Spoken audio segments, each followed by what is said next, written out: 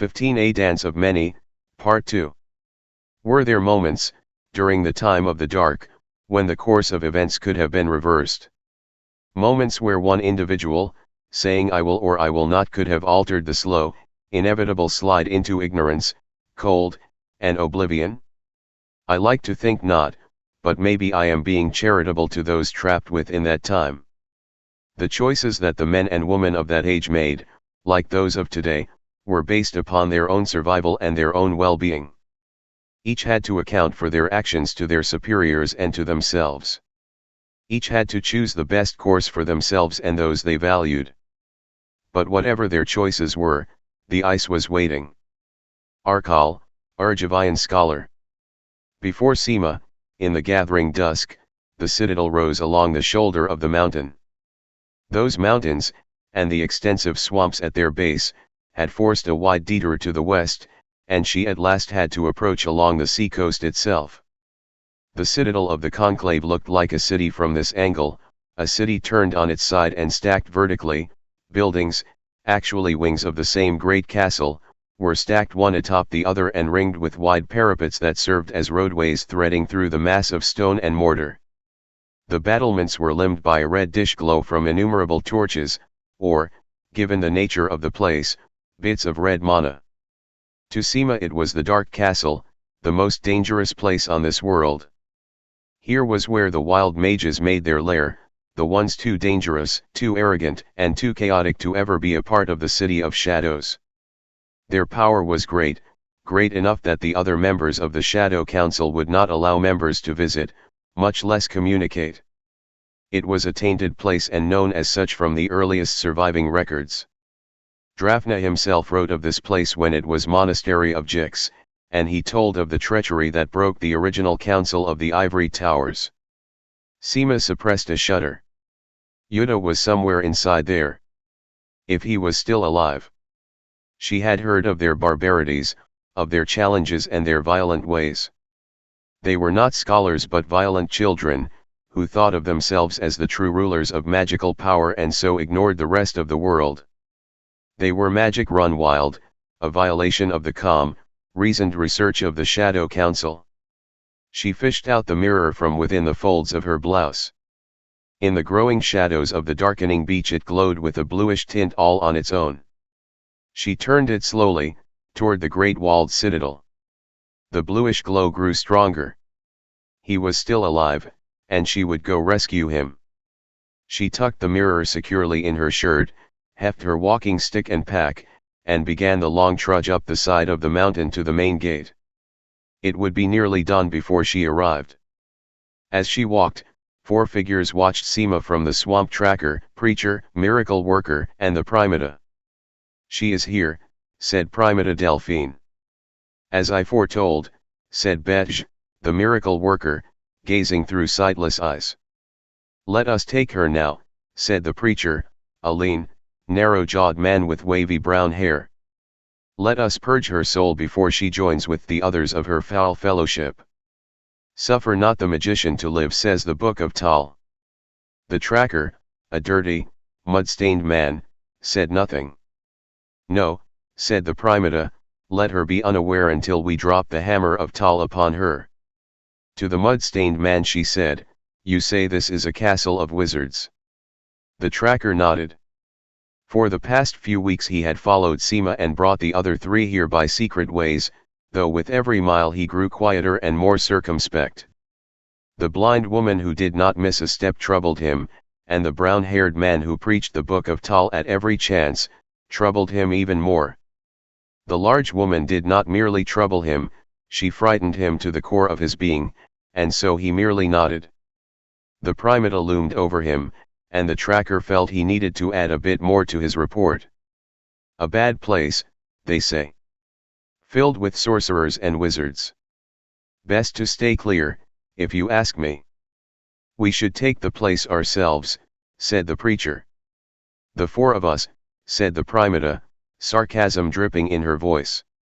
Shall we storm the battlements, or merely pull the castle apart with our teeth? The Book of Tal says, the righteous shall have the strength of 7, said the preacher. Then we will be outnumbered only 10 to 1, said the primata. To the tracker she said, "Is there a village nearby?"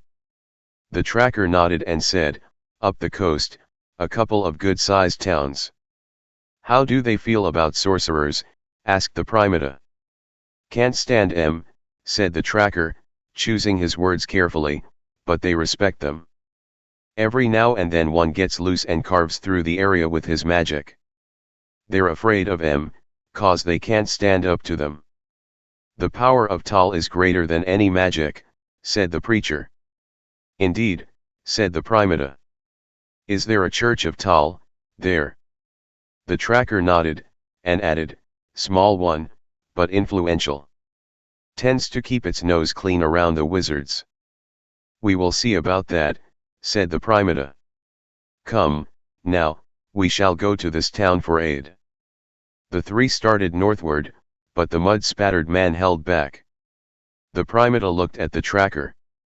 The tracker, for his part, bowed low and said, "No offense, ma'am, but you hired me to bring you here, which I've done. I have no truck with wizards, and if it's all the same to you, I'll be heading home." He paused, and added, "After I get my payment, of course." "Of course," said the primata Delphine. She walked up to the tracker.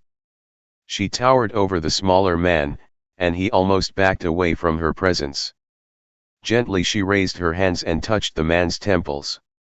"Let me bless you, first, my child, before you receive your payment. Let us now hear the words of the Book of Tal." The miracle worker did not move, but the preacher gave a wolfish grin and said, "Tal knows all." "Tal knows all," said the primata. "All that is known through Tal," said the preacher. "Tal knows all," said the primata, joined by Sister Betsh. "All not known to Tal is not worth knowing," intoned the preacher. "Tal knows all," said the primata, joined by Sister Betsh. "That which is not known to Tal should be cleansed," said the preacher, his voice rising. "Tal knows all," said the primata, joined by Sister Betsh. "Let the cleansing begin," said the preacher. "Let the cleansing begin," said the primata. The tracker screamed. It was a short, painful scream that bubbled as it rose from his lungs. He tried to struggle, to break away, but the primata held him in place with her fingertips pressed against his temples, as if he were made of iron and held in place with magnets. He twitched, and smoke began to curl from his temples, then from his ears. The tracker gave one last rasping gasp and perished. The primata removed her fingers, and the corpse collapsed in the soft, marshy ground. "The sinner is cleansed," said the primata. "Amen," said the preacher. "Amen," said the miracle worker. "You have been paid in full," said the primata to the corpse. To the others she said, "Come, now, we should test the fear of these townsfolk as well as their faith." She touched the holy writ inside her robes, and she smiled. Even the blind miracle worker turned away from that horrible smile. Jodah crept into his bed, but sleep would not come for him. Instead it hovered on the borders, taunting him with his failure. Something had gone wrong, but he did not know what. He closed his eyes and willed himself to go to sleep. The uncastable spell had drained him, and the back of his neck felt hot, almost sunburned. He had held the mana too long, and it had taken its toll. He opened his eyes and stared at the ceiling. Marsal was obviously angry. Was it his fault, Jodah wondered. Had he been so sure that the spell would work that he had raised Marsal's expectations? Had the Lord High Mage already gone down the same path with the same result? Was he hoping Jodah would find the way to make the spell work? Jodah closed his eyes again and tried to breathe deeply. Marsal would calm down. He had failed only once. People apparently failed at the conclave all the time. He thought of Shannon, cracking gears with alarming regularity. But Shannon suffered an accident and was now pulling weeds in the garden in the afternoon and evenings. Jodah opened his eyes again and stared at the ceiling. That was when Jodah realized that he was not alone. He sat up suddenly, and the ragged man was there. Jodah had not seen him come into his room, nor even felt the breeze of his entry, but now he was there, and Jodah knew he was there. Jodah spoke a sharp syllable, stashed an offhand bit of energy into it, and a lamp flickered to life. The ragged man was there, dressed in his tattered cloak, only his long bony fingers bare beneath the wrapping. There was something different, though it took a moment for Jodah to recognize it. The ragged man wore a sword on his belt. It was the same rune-covered blade that Barl had provided Jodah on his first day. Was it there as a threat, wondered Jodah, or a warning? Or a message? The ragged man could go anywhere in the citadel and take anything. The ragged man beckoned, and Jodah rose from the bed, throwing on a shirt and pants almost as an afterthought. The tattered man-creature opened the door and glided almost effortless out to the hall, like a ghost. Jodah started to shout out that there might be others nearby, but by that time he was at the door. There was no one in the hallway. Was the hour so late, or was this some other power of the ragged man? Already the man in the tattered wrapping was moving down the hallway, away from the staircase. Jodah followed. "What do you want this time?" hissed Jodah as he caught up to the tall figure. The ragged man turned to him and raised a finger to his shrouded lips. Jodah cursed softly and followed. Jodah's guide took him to a dead-end passage, or what Jodah had thought to be a dead end.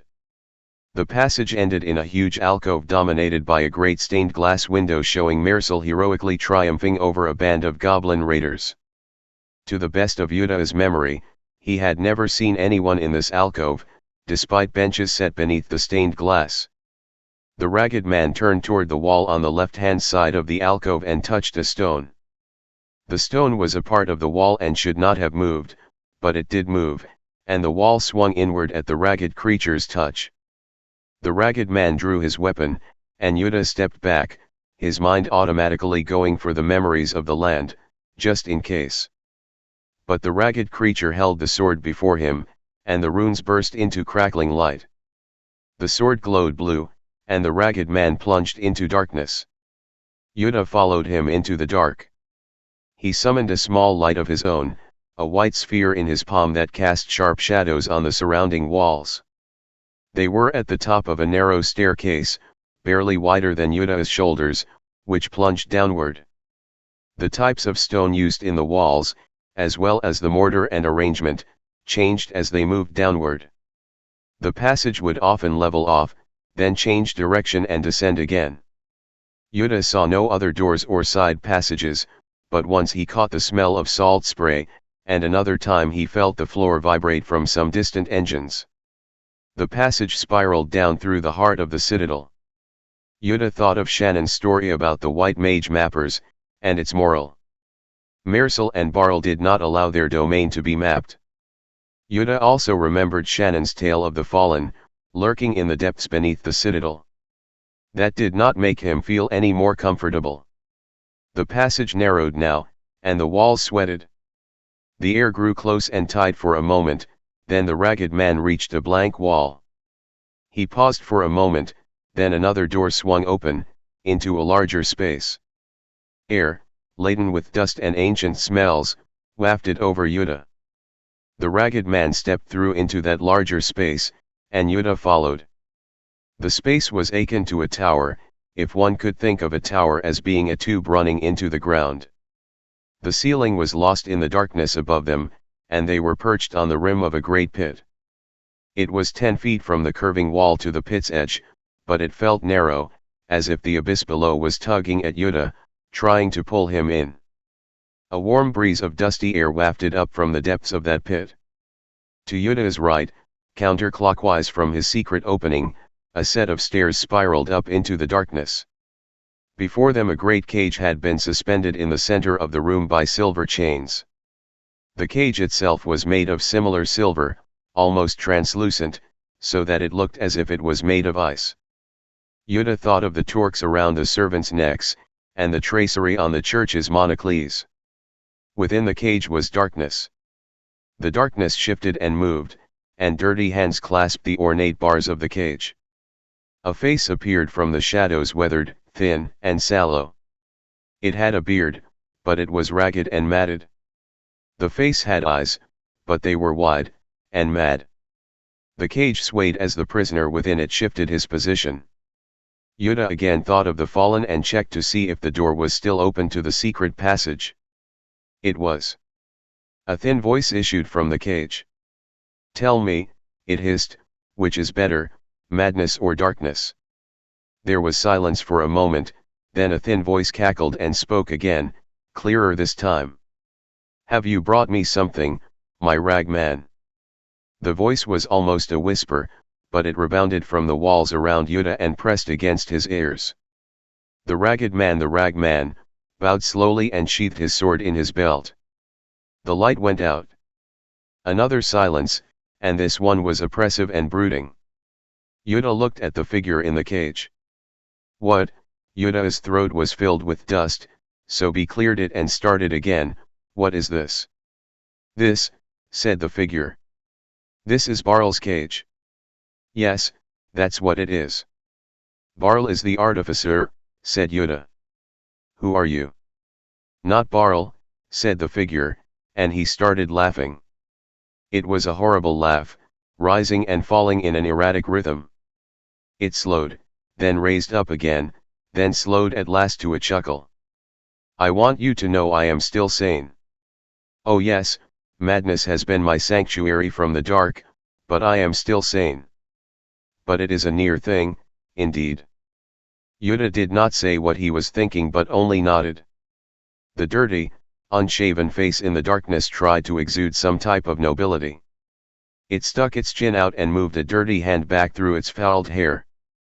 "I am Ith," it said at last. Another long silence. Jodah at last ventured, "And who are you, friend Ith?" "Friend," shouted the figure trapped in the cage. "Friend? I am no friend of the wizards here. I am Ith, the founder, the teacher, the Lord. I am the master, and no friend of Ith has raised his hand against the pretender." Jodah took a step backward, toward the door. The rag man did nothing to stop him. The figure in the cage quieted now. "I'm sorry," he said almost sobbing, "I don't get many visitors, these days." "I can see why," thought Jodah, but he said, "You founded the conclave." "I trusted him," said Ith, his voice turning snake-like and venomous. "I trusted him and he betrayed me. He took my work, my castle, my followers. And none lifted a finger to stop him. None. You are the Lord High." Jodah stopped and started again, "You are Mersal's teacher." "Mersal, the usurper," shouted Ith now, "the pretender. He is like a leech on the body, a mosquito on the flesh. All that he has was taken from me." Jodah took another step away. "I see," he said. "No, you don't," said the trapped figure. "I meant what I said. All his power he drains from me, from this cage of water silver made by his henchmen. He pulls my power from me and uses it to keep the other mages in line. Either by bribes or by threats or by violence, he maintains his power. He must be destroyed." The voice was screaming now, and Jodah wondered if it would attract others. There was a pause, as Ith panted in his cage, struggling to take a breath, but there was no sounds of approaching footfalls. Jodah thought of Mersal thundering his fists against the table. Yes, the Lord High Mage had a temper, and everyone seemed to be afraid of him, but the prisoner's words were confused, a jumble, fueled by rage and madness. A rage that Ith now seemed desperate to control. "I trusted him, of course. One always trusts one's pupil. Taught him what he needed to know, brought him here, founded the conclave. I had heard of the City of Shadows, but they were too restrictive, too old-fashioned in their thinking." Jodah said nothing, and the voice continued. "But he changed. Everything changes. Mountains sink into the sea and become islands. Plains become overgrown and transform into forests. Change is the secret, boy. Did you know that?" Jodah started to say that he didn't, but it did not wait for him. Change is the source of the magic. Did you think it's some type of mineral, like gold, that you could pull from the ground? Change is what makes the magic. Everything changes, and everything has magic within it. Dynamic systems. Ith was beginning to lose his temper again. And I was a fool to think that we were invulnerable to change ourselves. There was a laugh, a wet, weeping laugh. I trusted him, but the boy I trusted changed. He betrayed me and locked me here in the darkness, with the things in the pit. You, there. Jodah stiffened as he realized he was being addressed. Ith snapped a command, toss a pebble into the pit. Jodah paused, then kneeled down and took up a loose stone. He carefully neared the edge of the pit. Toss it in, said Ith, then listen. Jodah did as he was told. The pebble disappeared into the darkness. Jodah counted to 5. To 10. To 20. He gave up at 30. When I came here, I tossed something into the pit. Cackled Ith. I still haven't heard it hit. And I have. Good. Ears. Again the laughter. Then the laughter came up short, and Ith wheeled, but there are things within the pit, you know. Yes, dark, comforting things that make all sorts of promises. Lve been strong, but the pretender leeches at my strength and I wonder. He paused for a moment, then added in a quiet voice, am I still mad? Are you truly there, boy? Or are you some trick of my mind, or a taunt of the pretender? His voice rose, and his hands and face began to glow with their own radiance. Answer me. Jodah said, I am Jodah, good Sir Ith. As an afterthought he added, do not be afraid. Afraid, shrieked the caged figure. It was grasping the bars now and swinging back and forth. The pretender should fear. Yes. He should. You're going to free me, boy, and I will take my revenge. An emaciated arm snaked out from between the bars, clawing at the air. Free me. Free me, and let me destroy him and his followers. Jodah took a step backward, then a second. The face and hands were glowing reddish blue, an unearthly shade, and Ith grasped the bars of his cage and shook them. They held without rattling, and the bars themselves began to glow white, pulling the energy from him. Ith screamed, and his hair seemed to stand on end.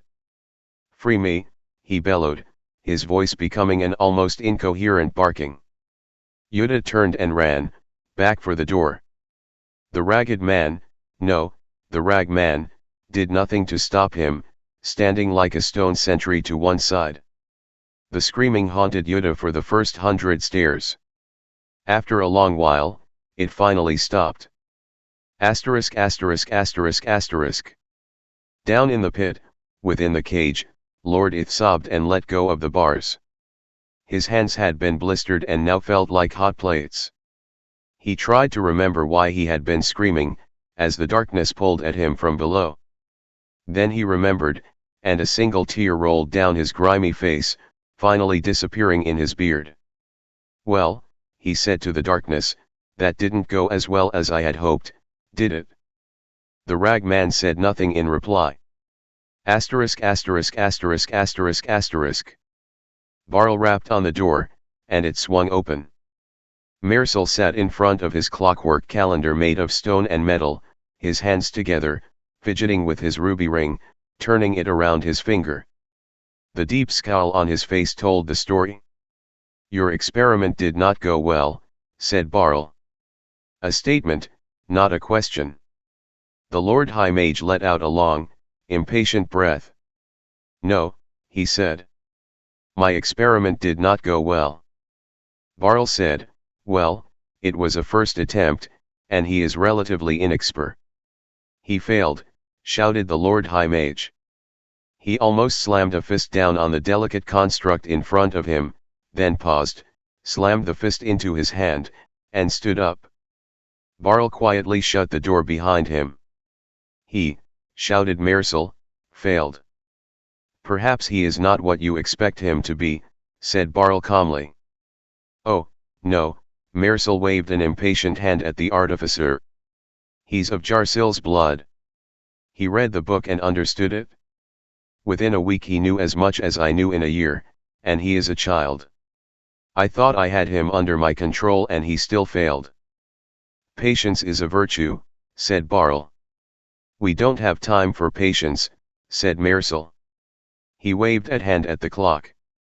The walls between the dimension are at their thinnest now. We have a few days to make this conjunction. I thought that with the boy I would no longer need it, but the foolish child has failed. You've worked for years already, said Barl calmly. There will be time. Marisol stood in the center of the room, his fists balled in rage. I thought we were so close. The boy would open the gateway to the dark lands, and I would bargain with the lords of those lands to give me that which they gave Urza and Mishra, the ability to walk the plains at will. The legends are unclear on that point, started Barl, and why would the lords of these dark lands, whomever they are, give you that power? Because I was powerful enough to come to them, said Marisol. Like respects like. Power respects power. And if it turns out they are offended by your presumption, asked the artificer. The Lord High Mage gave a deep smile. Then I will offer the offending boy, the one who cast the spell, as a sacrifice. The smile grew wider still. I might offer them that anyway. A pity, said Barl calmly, that the young man failed, then, with such rewards available to him. Do not mock me, machine maker, said Marisol. I am not in the mood for jokes. Of course, said Barl. I never mean offense. Perhaps he was not trying, said the Lord High Mage, or perhaps there is something within preventing him from fully casting the spell. I would cut him open if I knew it would lead me to discover the magic of plains walking. You have achieved much without surgery, my Lord Mage, said Barl. Whatever achievements the artificer was going to list were lost in the slam of Marisol's palm against the desk, but for every step there is a greater step beyond, my friend. A boy dreams of being a man. A man dreams of being a mage. A mage dreams of being a planeswalker. Do you wonder what planeswalkers dream of? Asked Barl. There was a long moment of silence, then Marisol asked, Did you come here seeking to cheer me up? No, I came on another matter, said Barl. We had a new supplicant at the gates. One of the Lord High Mage's eyebrows raised. Another within the course of a season? Is it getting crowded here, or is the world darker and colder than even we think? Her coming at this time is most odd, agreed Barl. Color, said Marisol. Blue, replied the artificer, and Marisol shook his head. Barl added, and she has a southeastern accent. City of Shadows, suggested Marisol. She reeks of their manner, said Barl, and of their spellcraft. I thought those scholars knew enough to avoid our haven, said the Lord High Mage. This one told an interesting story, said Barl, about plague in Ghed, about persecution by the church, about a sinking ship, and about finding her way here by chance. Marisol sat down and touched his fingers together. Why does that sound familiar? Why indeed, said Barl. It sounds similar to the tale that your young Jodah told when he arrived. Yes, said Marisol, it assuredly does. Friend Jodah, your young protege, mentioned a female companion named Seema in his interview, said Barl calmly. Did the supplicant give her name as Seema? Asked Marisol. Oddly, said Barl, no, she did not. She gave another name. Marisol closed his eyes, then opened one again to regard the artificer. Did friend Jodah mention that his companion Seema was a mage herself? No, said Barl. I double-checked the report. He did not say, but I did not ask him directly. Interesting, said Marisol, very, very interesting. A pause, then he added, a spy. She avoided all questions about her training. She told half-truths when pressed. She lies badly and covers her misstatements even worse. I mentioned the City of Shadows and she asked me, wide-eyed, what it was. I told her it was a community of goat herds in the mountains," said Barl. She did not seem pleased with my definition. The smile tugged at the corner of Mirsel's mustache, and he stroked it with his thumb and forefinger. "Let us assume I wanted to send in a spy into the City of Shadows." "Why would you want?" began Barl, but Mirsel held up a finger. "I said assume," said Mirsel. Given a new task, all trace of his anger and disappointment vanished as he focused on the new challenge. "Assume I would.